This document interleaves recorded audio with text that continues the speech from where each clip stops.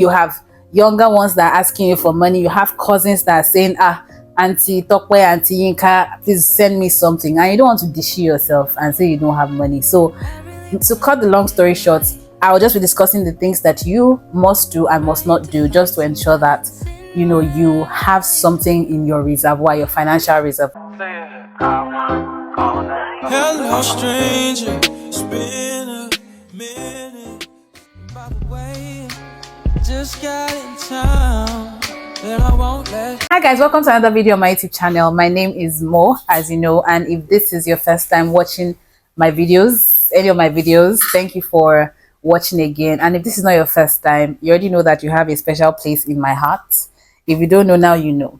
All right, so today I want to talk about something very interesting and very important as well, and it is financial sustainability. How to sustain your finances and ensure that you always have something reserved financially. And I'm a strong believer of the fact that as you grow older, you are excused if at your teenage years or as a young person you tend to, money will always come. It's okay to have that mentality, but when you get to a point in your life where you get older, it's also that sense of responsibility that sets in, where you know that, you know what, I can't be spending money anyhow. Like, a lot of things will come in. If it's not black tax, you have parents, you have uncles, aunties, grandmas, grandpas to do one or two things. They're having a wedding in your house. You know that when you're over 30, what I'm saying, when you're 25 going 30, you are responsible. They will ask you for your own cut of the whatever they are doing. You have to also drop money. You have younger ones that are asking you for money. You have cousins that are saying, Auntie Tokwe, Auntie Yinka, please send me something. And you don't want to dish yourself and say you don't have money. So to cut the long story short, I will just be discussing the things that you must do and must not do just to ensure that you have something in your reservoir, your financial reservoir. So the first thing I would say is saving. Apparently, like, I think that is without back and forth. You have to learn how to save. You have to ensure that you for everything that comes to your pocket, you are taking out a certain percentage or a certain quarter or a certain half of what you have and reserving for the future. You don't have to have something in particular that you're saving for. Just ensure that they share something that if push comes to shove, you have something to just bounce back to. Now, I'm not saying you have to, it's relative. Some people earn so much money that the percentage they would save is enough to buy a car. Some people do not have as much to buy a car. Even if you're earning 50K, I believe that a 5K out of your 50K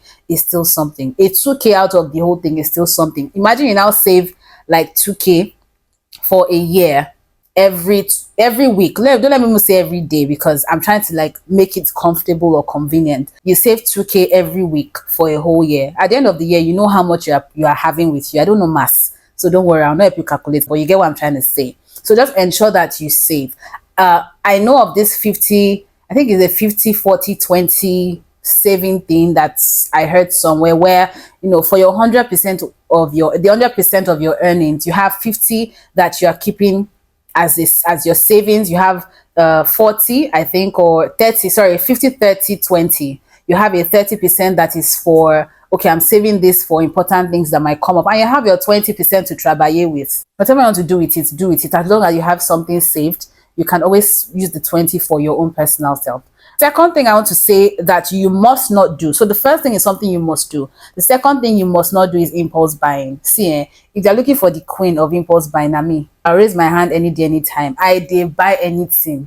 Like, I need it though, I don't need it though, it's important. Like, it's so bad that you see me buying the same color of the same pair of shoes. I don't need it though, but let me sure I have it in case. Like, why are you encasing when the day has not even come, the need has not even, it has not come to light, but you shall buy because it's nice. Try to avoid impulse buying. You don't need to buy. See, the moment you see that thing and you ask yourself, do I need this thing?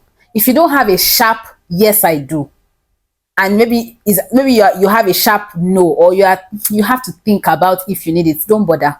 If you really need that thing, you will not even have to think. Your immediate answer is yes I do, and you buy it. But then if you have to think of if you need it, or in your mind that your answer is no, I think you really can make do with it. You don't have to get it. Are we making sense? We're making sense. Okay. So the third thing I'll talk about is, Do not take a loan unless you know that the purpose of the loan being taken is something that can help you repay the loan back.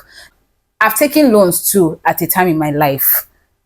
I needed it. I've also taken loans at some point in my life that I did not need. Let's not lie. And I'm going to get to where peer pressure can be a very big factor of this. But then I started growing older and I started having more sense. And I realized that, you know what? I started like understanding that taking loan is not bad. I mean, that's why loan companies are there. Taking loan is not a bad thing. I think it is what you take the loan for that matters. Why are you taking a loan? The thing you want to do is, if you're taking loans to buy things that are not sustainable, then it doesn't make sense. If you have a business and you need a loan to help you start up because you know that in the next 3-4 months, the business will yield enough income to help you pay the loan back, then that is what they call good loan. But if you are taking loan because you want to meet up to a certain standard, or you want to buy something that you know that if you don't buy it, heaven will not come down, that is where you are crossing the line. So take loans only when you need them. So the fourth thing I will talk about is investment. The first thing I'll talk about is investment. Investing is good.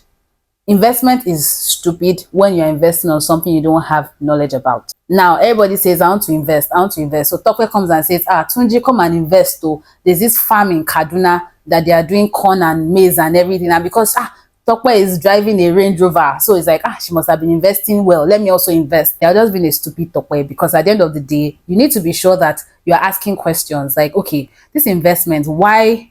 What did you do? What was the ROI, return on investment? If I put this money in, what is coming back? You need to ask questions. You need to go on Google. You need to ask, in fact, go to, a lot of people invest, ask them questions. That investment is good, but it is not good when you don't do proper research about what you're investing. You don't have to invest everywhere, to be honest. Like, I see people that say, I've invested in cocoa, I've invested in maize, I've invested in cattle.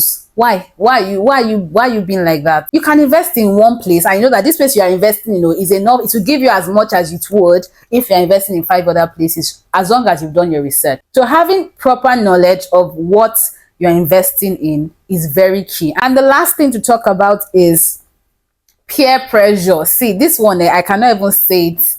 I can't say it as loud as, I wish I could say it louder than I'm saying it now.